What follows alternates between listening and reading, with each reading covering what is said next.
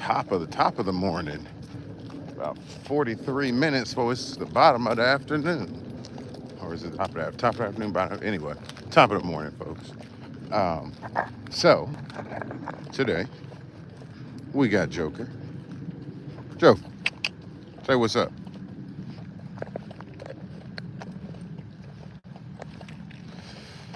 It's a good day.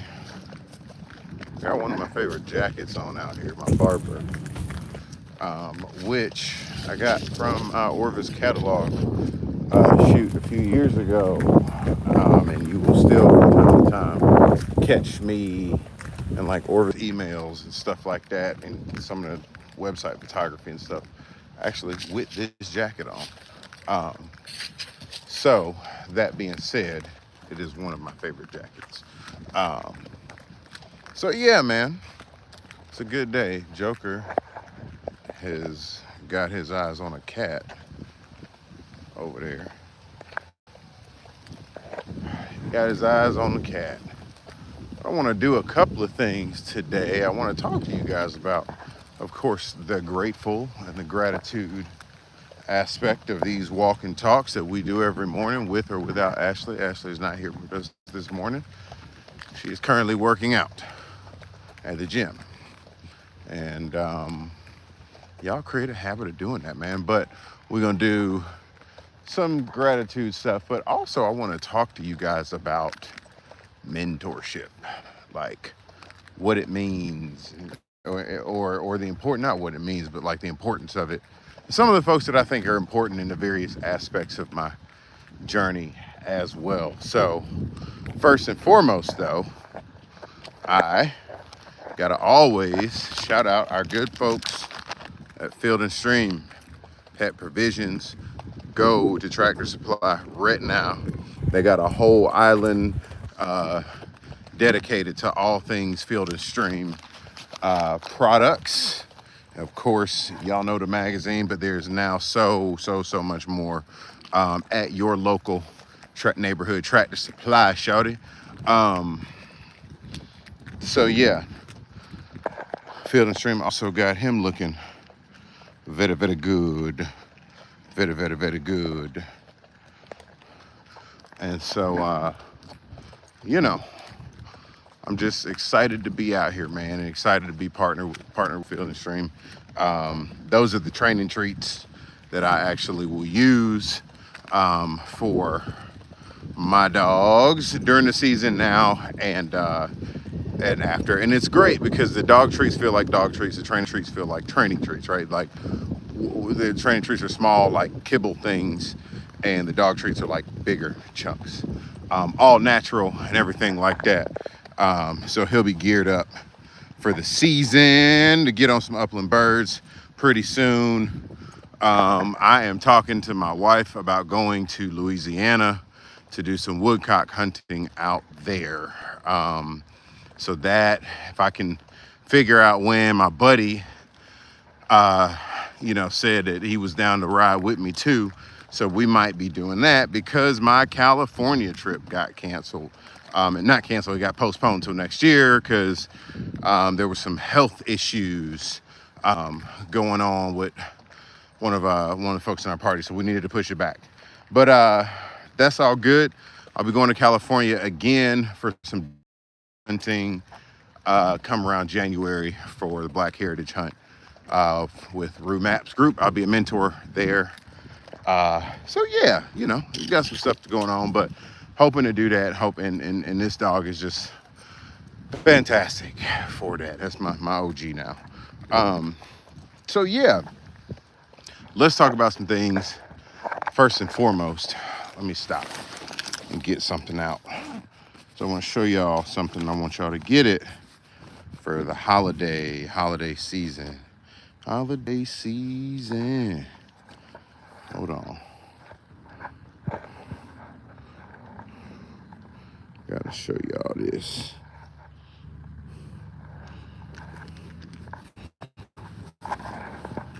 Hang on, folks. I got my backpack. All right, check this out. Christmas ornaments.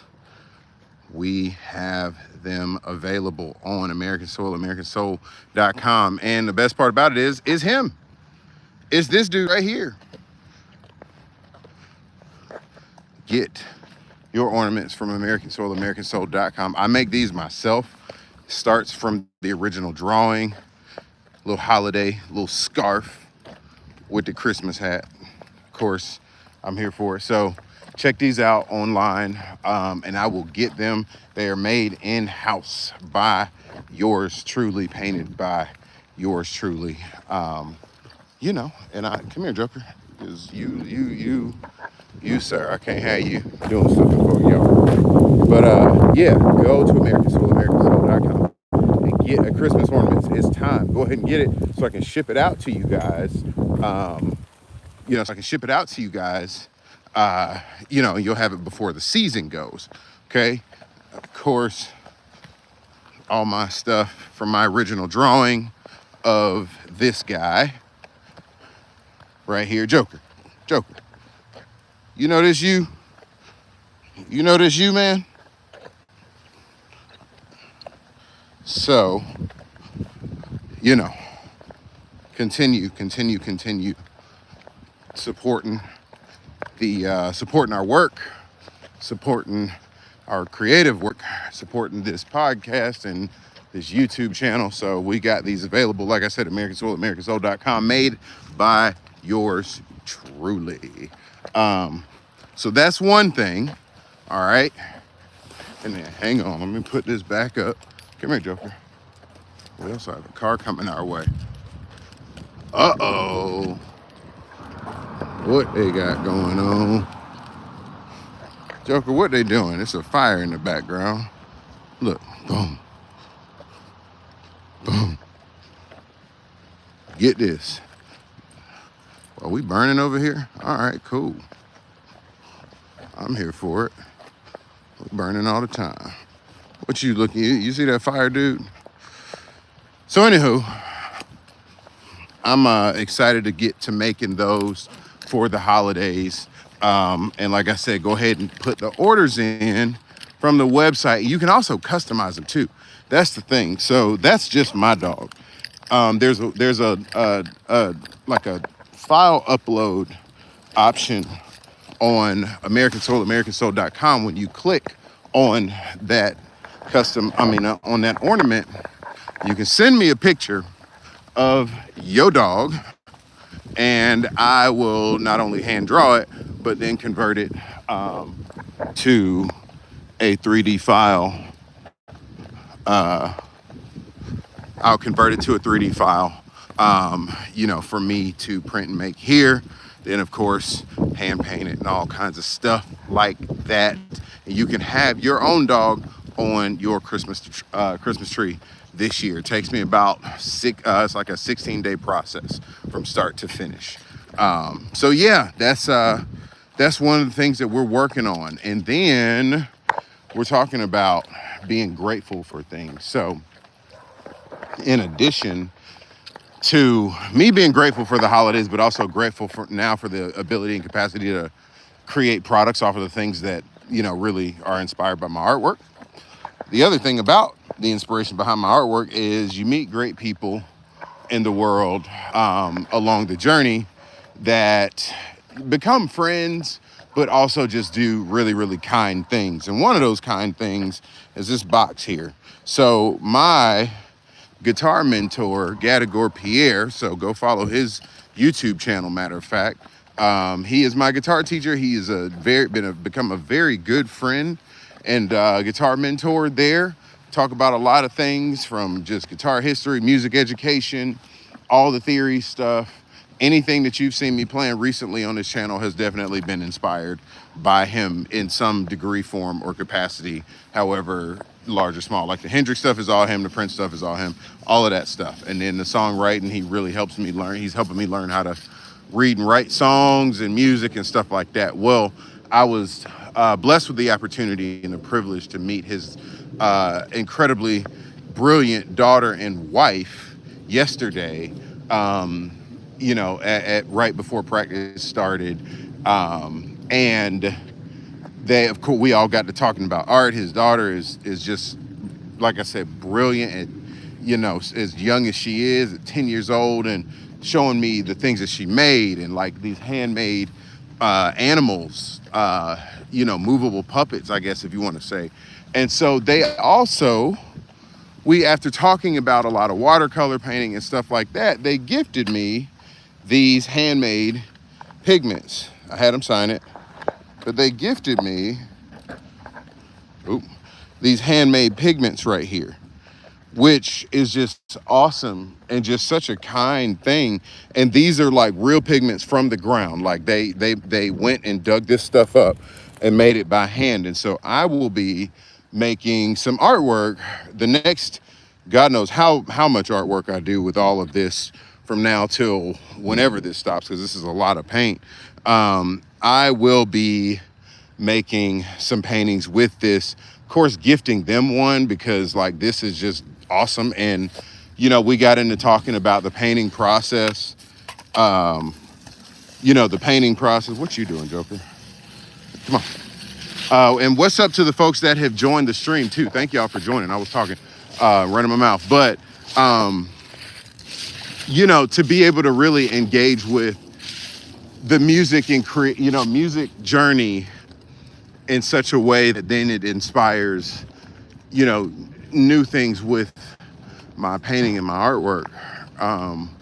I just think that's just really cool. And meeting people along the way that continue to inform that journey. Like, it's just really cool. And so the thing that I'm grateful for are my introduction to not only Gadagor. I started buying a guitar from him, and then told me he was a teacher, and then we just kind of went from there, and it became a friendship.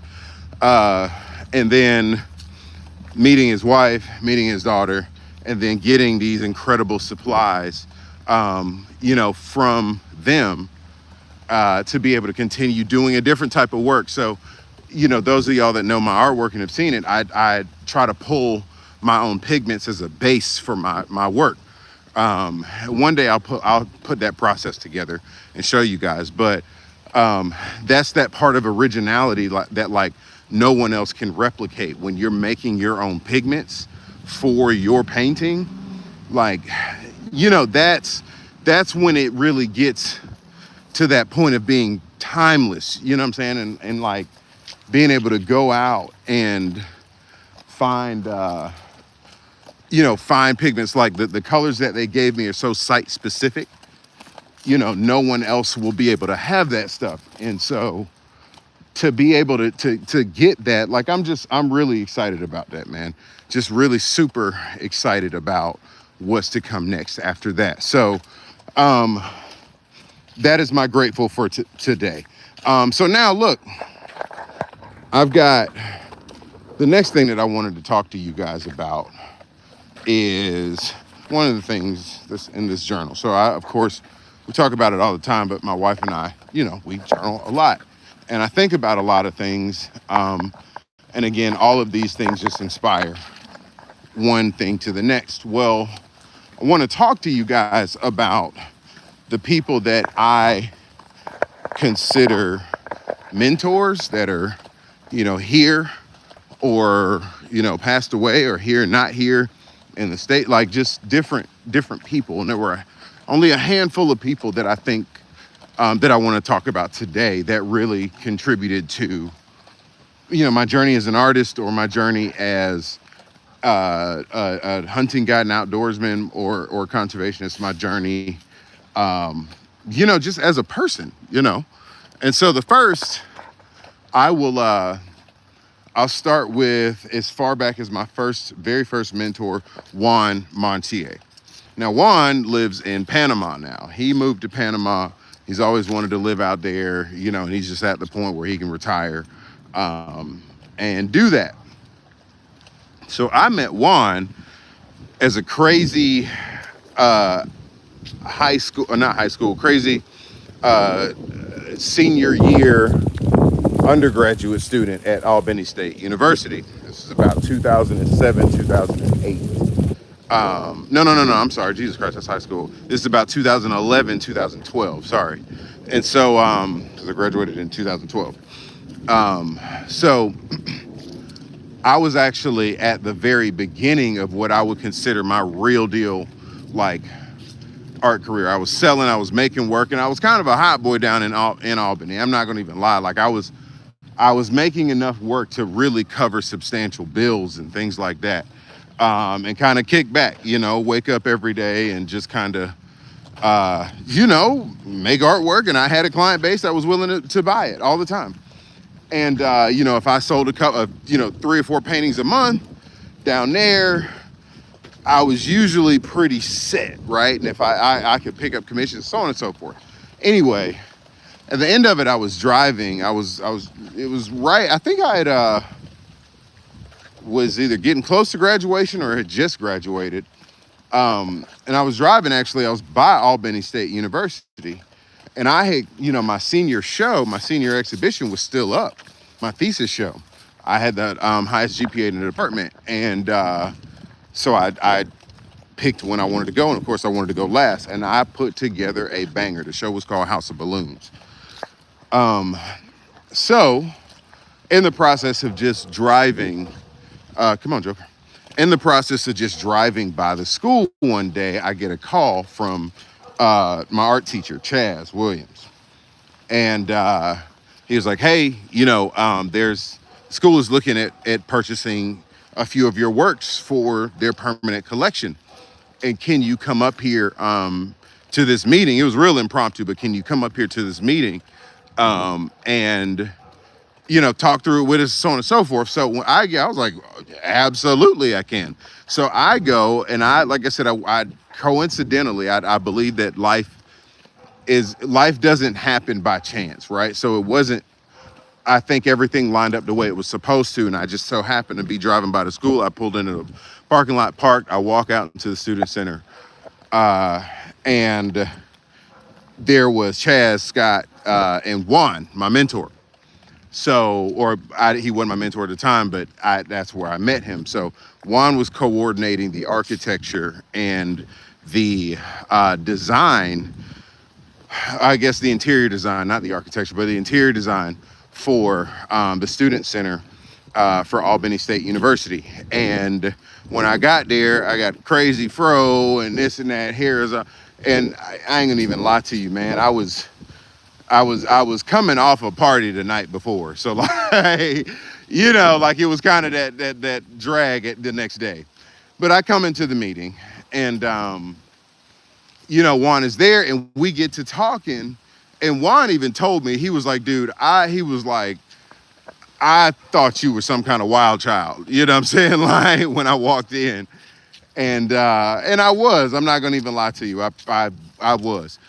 And so, we got to talking and we, I don't know what made us hit it off. I think it was the conversation about art. Actually, I know that's what it was, because he was like, oh man, it clicked. He was like, this dude, is really on to something. So we go, he finishes the deal with Albany State, and they purchased like 3 or 4 of my paintings, and they're still there. If you go into the Albany State University Student Center, my works are still there. Signed D. Lamar at the bottom. So we go, and Juan told me, he was like, well, hey, I'm a chef. I run my own catering company. If you're interested, I would, you can come work for me. Well, I certainly needed to work too. I mean, when I was coming back to Atlanta, because that's where he lived, I needed somewhere to, somewhere to make some money. And so I worked for him for many, many, many years after that. And by work for him, he was more of a father figure to me than he ever was an employer. And so he'd always, at one of the rougher times in my life, he really spotted me, just literally with job opportunities, different art sales, just all kinds of stuff. He really kept me going in my early 20s. And his family became my family, and so on and so forth. So my next mentor that I want to talk about, actually before I get there, so Juan, like I said, lives in Panama now. And so he sends me photos and stuff off the beach and all of that stuff. So he is someone that I really feel like really led an extraordinary life, and at the same time, is doing it right at, right. He's doing it right at the end of, his career and the beginning of retirement. Like that's how I would love to go out. So my next mentor I want to talk about is, so after Juan, or before Juan, actually, when I was young, Mr. Wtwtd. When I was 16 years old, I was 15, 16 years old. And hey, folks, those of y'all that joined, what's up?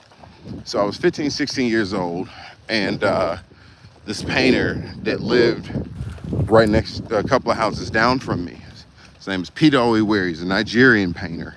You can find his work up in New York, Chicago, stuff like that now. Wtwtd. And so he actually was the artist, the guy that taught me about the professionalism behind the art world. So how to sell artwork, how to make it.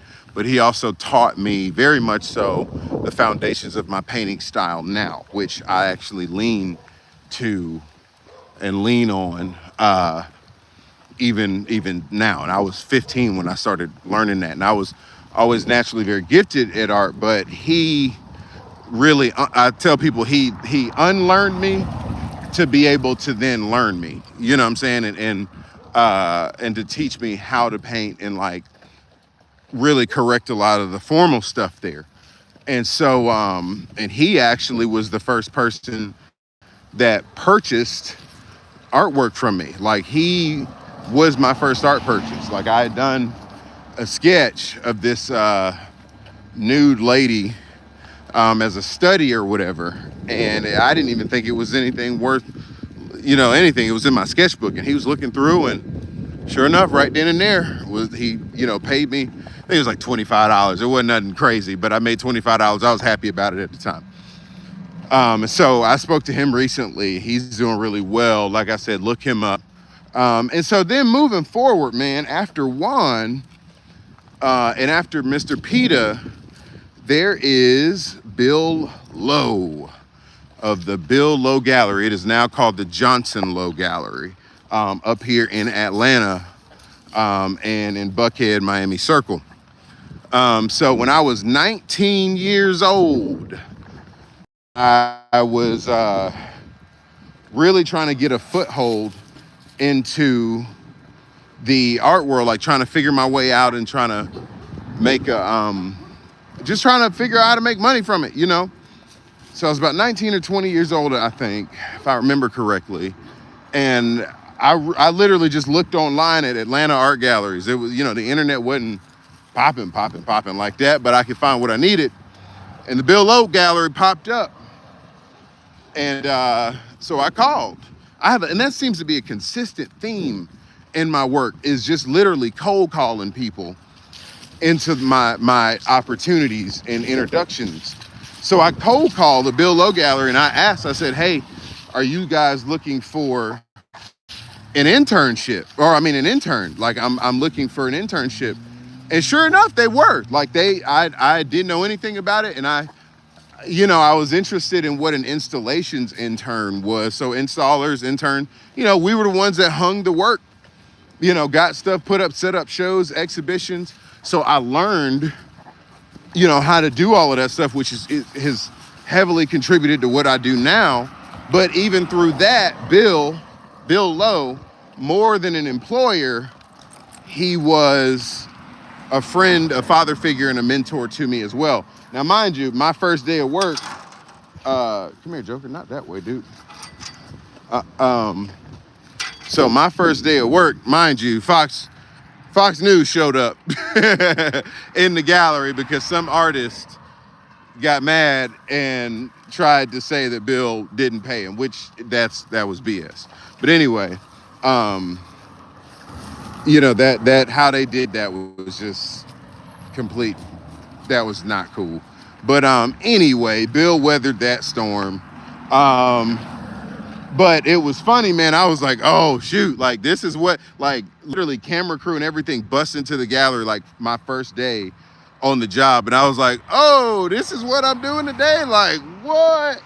And so, yeah, but I mean, every other day I was around really, really, really awesome, really high-end artwork.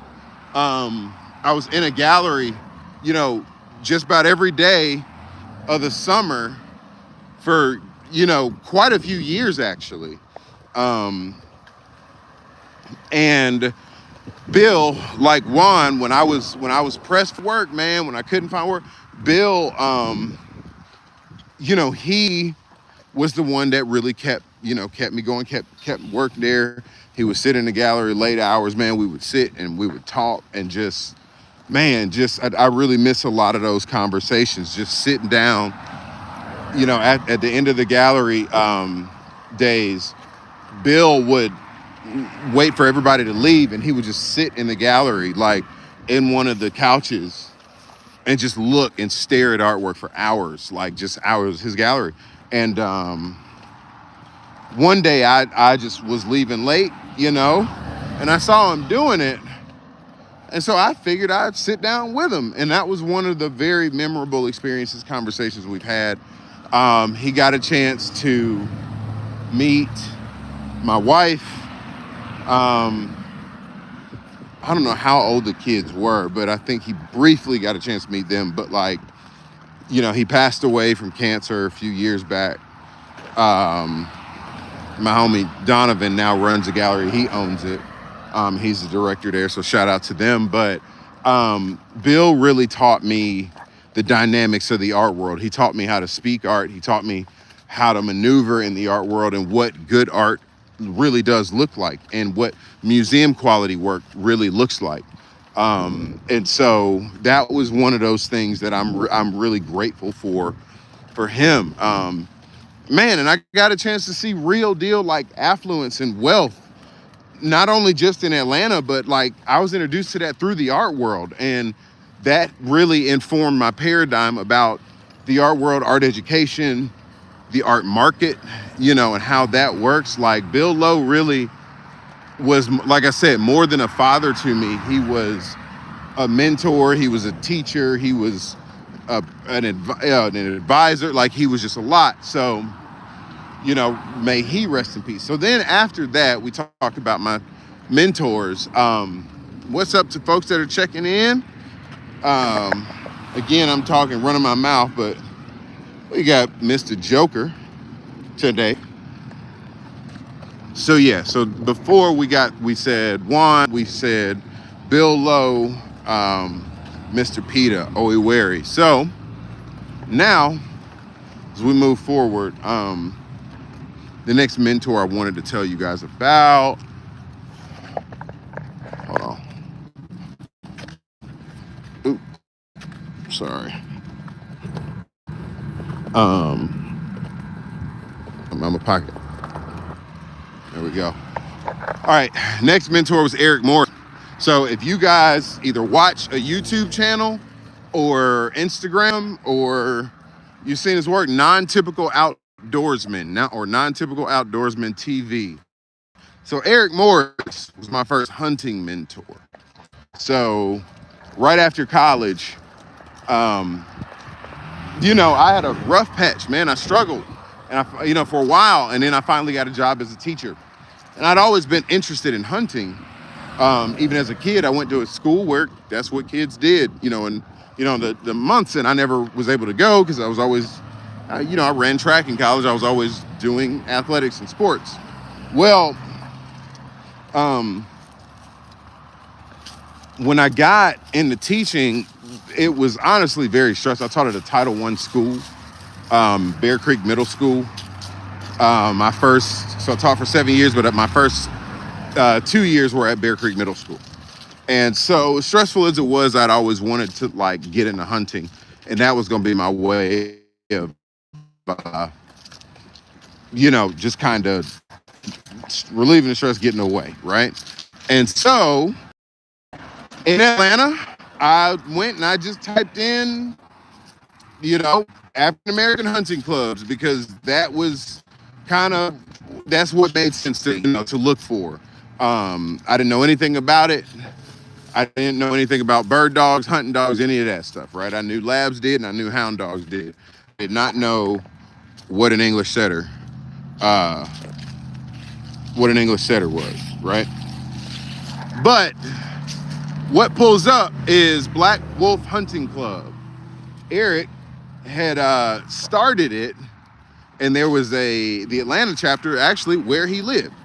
You know, and the meetings were at shooting clay trap and skeet range here, and that was right in my neck of the woods. I actually grew up in Camp Creek, not too far from there.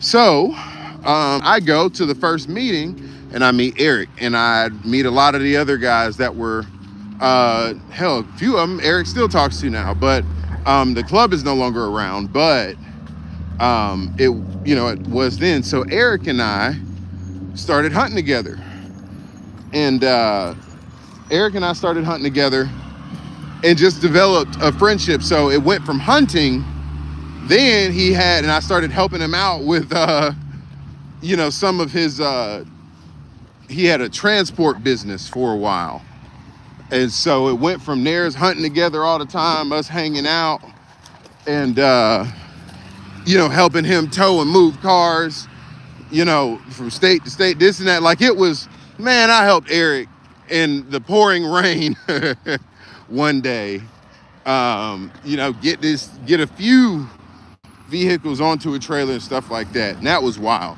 But Eric is one of the toughest people I've ever met. I'm not gonna lie to you. And he's a very get it done type of hunter. But also, Eric, you talk about a conservationist and a mentor. He really not only mentored me, but he showed me what outdoor mentorship does really look like. And he's still taking people out on hunts to this day. Like, that's just what he likes to do, is introduce people to hunt, people of color, to hunting and fishing and outdoor experiences. And he was actually the first to really show me what that looked like, and he's always doing it. He does his own thing now, but he's always introducing new people to hunting. So that's Eric, and so I shot my first wild quail, matter of fact, with Eric in Kansas. So my first travel hunt trip was to Kansas, and I shot a redhead duck out there. I had my lab with me, my lab Ruger. It was a yellow lab. That was my dude. That dog taught me how to hunt, but so we drove out there. So, and stayed, man, coyotes circling the tent, man. It was quite an experience. Like, it really was memorable. But I say that to say, I was missing birds left and right. We were getting into birds. And I had a 12 gauge Remington 870. And, for those of y'all that know, if you know what an 870, man, it's a fantastic gun. Well, we were just struggling. I had missed a pheasant, missed a couple of coveys. I was just, really learning the game. And he had his Chesapeake Bay Retriever Razor with him.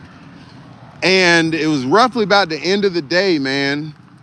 And I thought I thought we were roughly out and down for the count. And we were not. My lab Ruger ends up getting super birdie, like literally, right at the end of what would have been last legal shooting light, and gets birdie. Come on. And so it gets birdie, goes in, dives, flushes the covey. I shoot once, miss. And anybody that knows about bobwhite quail know that they leave one in the hole after the covey gets up. And I was like, dang, I missed the last one, but I still had a shell to shoot. And sure enough, that last bird gets up, bow, shoot it. It goes down. Ruger brings his first wild bobwhite quail retrieve to my hand. perfectly. And so that was a super memorable.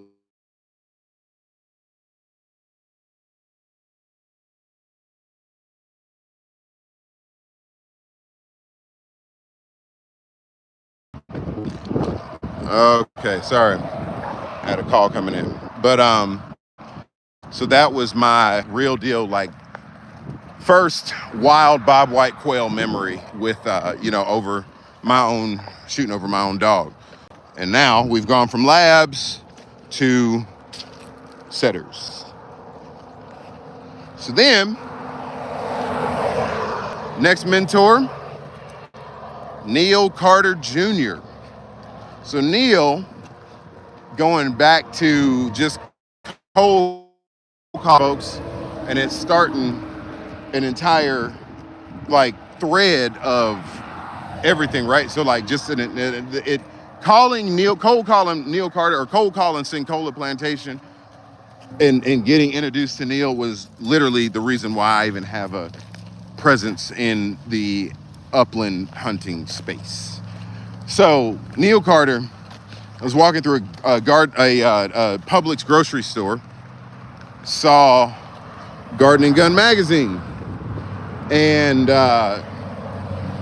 messed around flipping pages and saw and landed on a page with these black guys on horseback with bird dogs in front of them, English pointers, right, and setters, down in South Georgia and Thomasville. And y'all know I went to school in South Georgia at Albany State, so Thomasville wasn't unfamiliar at all.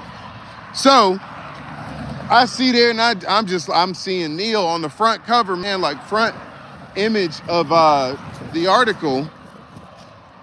It was a 2017 magazine, and so I had it in my mind, I got to be like that dude. I got to meet this guy. I got to do what it is, especially he's in Georgia. So I then go looking through the article, and I find the word Cincola Plantation written on, or not written, named in the article. So I couldn't find it online. One thing people know in plantations, you're not really gonna find a lot of those numbers online. He's not, or you got to do some digging. But I knew it had to be somewhere, so I went to the yellow pages, and went to the yellow pages. Of course, found the number. Which those of y'all that ain't old enough, the yellow pages is what we had when back in the 90s, in the 1900s, as my kids like to say to me and my wife. So we had the yellow pages. I knew to look there. The number was there. Well, I go, and the owner, or I call, the owner picks up, Gates Kirkham. And I say, hey, Mr. Kirkham, like I'm looking for Mr. Neil Carter.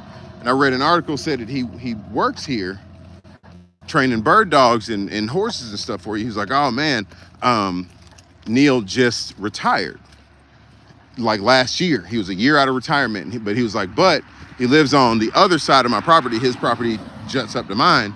And he was like, I'll give you his cell phone number. So I get Neil's cell phone number and call.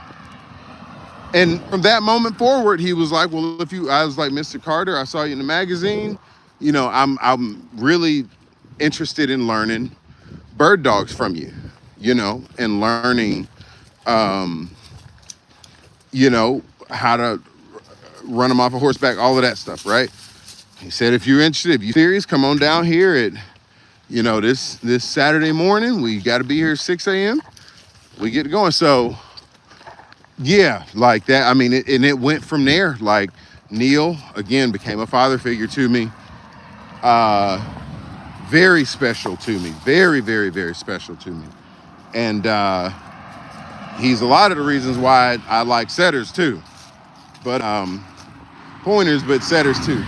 But Neil really got my career like off the ground. He was in my first film, Hard Day Riding. You can look that up on YouTube too, and get the art. Both Project Upland films. He's in my Dog Man by presented by Onyx film.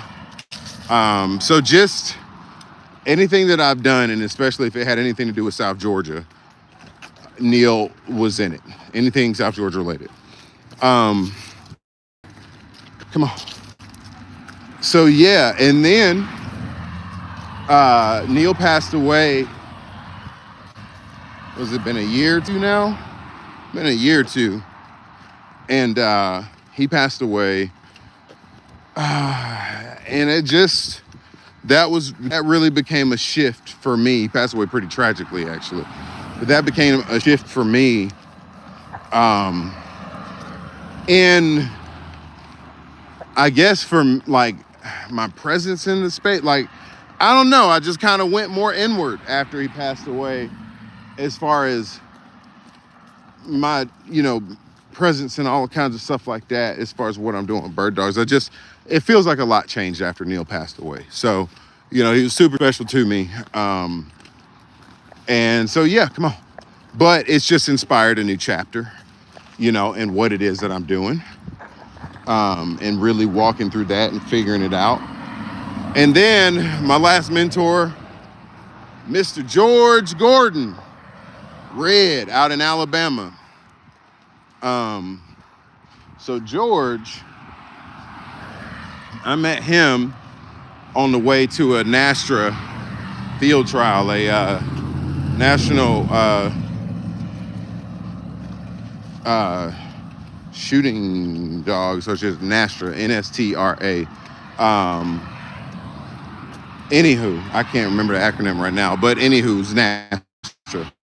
George is the man down here in the Alabama chapter, and I met him while I was going to his trial down with another old friend I haven't spoken to in a long time, but met him doing that, and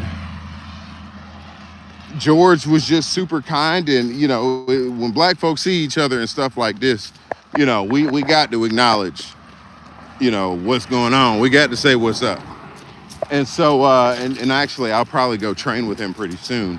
But George also became a good friend and mentor. And just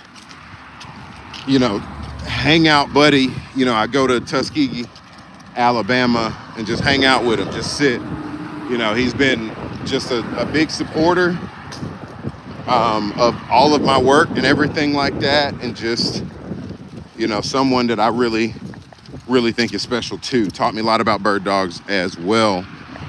So yeah, like, mentorship is just a wonderful thing. Like, and I think I've been around long enough now that, like, I've had various mentors in different capacities.